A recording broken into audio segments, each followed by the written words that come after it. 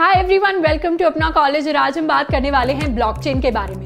तो यार बहुत ज़्यादा अंडर द टेबल करप्शन होता है और इस करप्शन के अंदर क्या होता है, ब्लैक मनी के बहुत सारे ट्रांजैक्शंस होते हैं।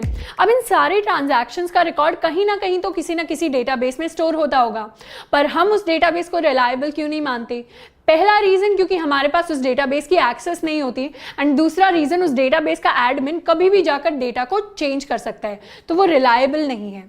इसीलिए अगर हम ऐसा सिस्टम ले आएं जो डिसेंट्रलाइज हो, मतलब एक इंसान के पास उसकी अथॉरिटी नहीं हो, सबके साथ वो शेयर्ड हो, और दूसरा उसको चेंज करना या मॉडिफाई करना नियर टू इम्पॉसिबल हो जाए, तो ऐसे सिस्टम को यार हम बहुत ज़्यादा ट्रस्ट कर पाएंगे। तो ऐसा ही सिस्टम या ऐसा ही डेटाबेस ब्लॉकचेन होता है। ब्लॉकचेन या 1990s में आया था जब इसकी रिसर्च शुरू हुई थी, बट एक्चुअली इंप्लीमेंट हुआ था 2009 में। 2009 में यार सतोशी नाकामोटो नाम के एक एनोनिमस डेवलपर ने बनाया था बिटकॉइन को ब्लॉकचेन की हेल्प से। तो तभी से जो क्रिप्टो करेंसी का बूम है वो वर्ल्ड में आया था। अब ब्लॉकचेन को आसान भाषा में समझे तो जैसे एक दुकान पर बहुत सारे रिकॉर्ड होते हैं कि कौन सा सामान आया, कौन सा सामान गया, किसके पास से आया, कहाँ गया। तो इस रिकॉर्ड्स की सारी किताब को हम लेजर या बही खाता कहते हैं। तो ब्लॉकचेन वही बही खाता है और उसका हर एक सिंगल रिकॉर्ड एक सिंगल ब्लॉक है। अब ब्लॉकचेन है ब्लॉक्स का चेन, मतलब इन रिकॉर्ड्स का चेन। अब एक सिंगल ब्लॉक की बात करें तो इस ब्लॉक के अंदर कुछ कुछ इंफॉर्मेशन या डेटा स्टोर्ड होता है। पहली चीज जो स्टोर होती है ब्लॉक के अंदर वो होती है रेलेवेंट इन्फॉर्मेशन। जैसे बिटकॉइन के लिए स्टोर होगी ट्रांजैक्शन की इन्फॉर्मेशन कि बिटकॉइन किसके पास से आया और किसके पास जा रहा है। तो ऐसे ही अलग अलग यूज केसेस के हिसाब से अलग अलग डेटा स्टोर होता है। दूसरी चीज जो स्टोर होती है ब्लॉक के अंदर वो होता है हैश। अब हैश को हम एक यूनिक फिंगरप्रिंट की तरह समझ सकते हैं। तो जैसे हम आधार कार्ड के लिए अपने बायोमेट्रिक्स देते हैं एंड उसके बाद हमें एक आधार नंबर मिलता है, वैसे ही ब्लॉकचेन के अंदर जो भी डेटा ब्लॉक के अंदर स्टोर करा रहे हैं उसके हिसाब से एक यूनिक कोड यानी हैश जनरेट होता है। अब तीसरी इंफॉर्मेशन जो ब्लॉक में स्टोर होती है वो होता है प्रीवियस ब्लॉक का हैश।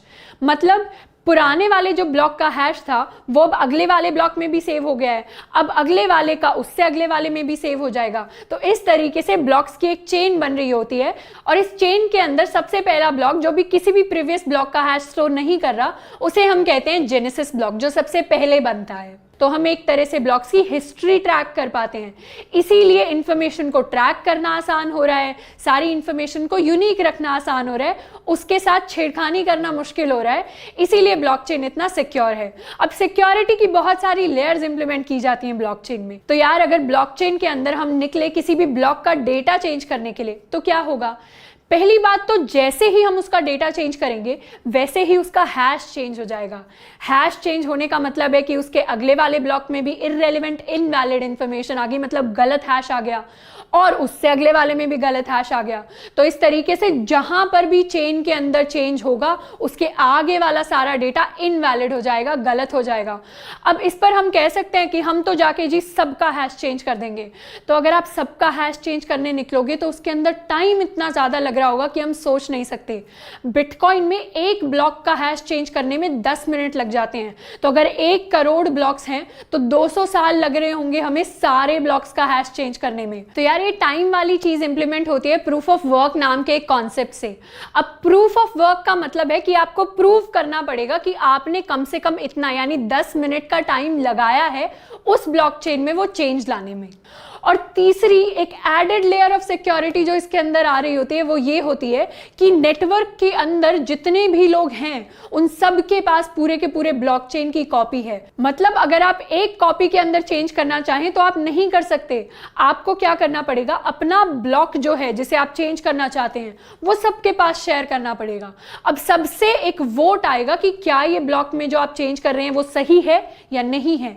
अगर चेंज सही नहीं हुआ मतलब मेजॉरिटी ऑफ द लोगों ने वोट किया कि आप टैंपर कर रहे हैं हमारे डेटा के साथ, तो क्या होगा, तो आपका जो चेंज है वो रिजेक्ट हो जाएगा और चेंज नहीं कर पाओगे। तो इस तरीके की वोटिंग सिस्टम को हम कंसेंसस रूल कहते हैं ब्लॉकचेन के अंदर।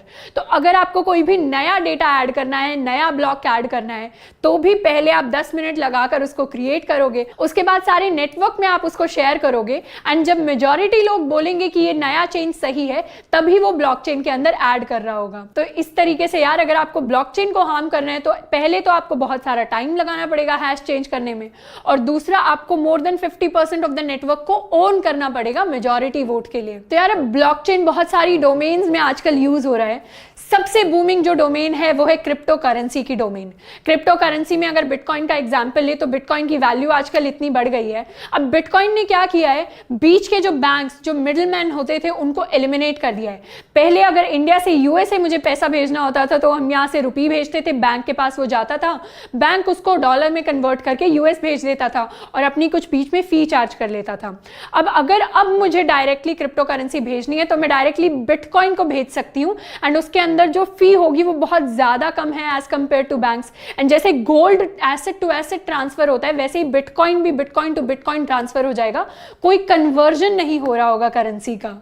उसके अलावा जो यूज केसेस आते हैं यार वो होते हैं रियल एस्टेट की डोमेन में, जहां पर नोटरी का काम आजकल ब्लॉकचेन की हेल्प से हो रहा है।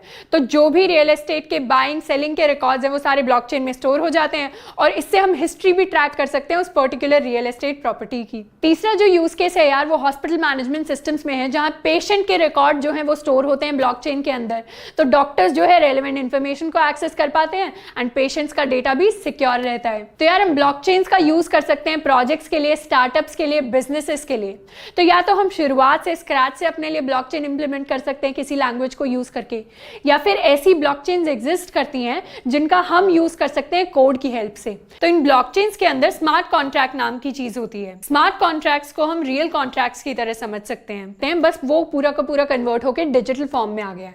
आसान भाषा में बोले तो ये कोड की तरह है जो डिफाइन करेगा कि लेन देन जो होना है डेटा का वो किस तरीके से होना है। तो ब्लॉकचेन के अंदर आप ये कोड डाल देंगे एंड उसके बाद जितना भी आपका डेटा ट्रांसफर होगा वो उस कोड के थ्रू, उस एल्गोरिथम के थ्रू होता रहेगा। तो इथेरियम नाम का एक ब्लॉकचेन है यार जो बहुत ज्यादा पॉपुलर है, जिसका हम यूज कर सकते हैं सोशल कॉन्ट्रैक्ट की हेल्प से। और इसके लिए सॉलिडिटी नाम की एक लैंग्वेज होती है जिसे हमें सीखना होता है। अब सॉलिडिटी बहुत आसान लैंग्वेज है, अगर आपने बेसिक प्रोग्रामिंग सीखी हुई है तो आपके लिए बहुत आसान है इसको सीखना। इसको सीखने के बाद आप इंप्लीमेंट कर सकते हो इथेरियम पे एंड आप अपनी खुद की एप्लीकेशंस के लिए ब्लॉकचेन का इस्तेमाल कर सकते हैं। तो ये हमने सारी इंफॉर्मेशन डिस्कस कर ली है ब्लॉकचेन के बारे में। इसके बाद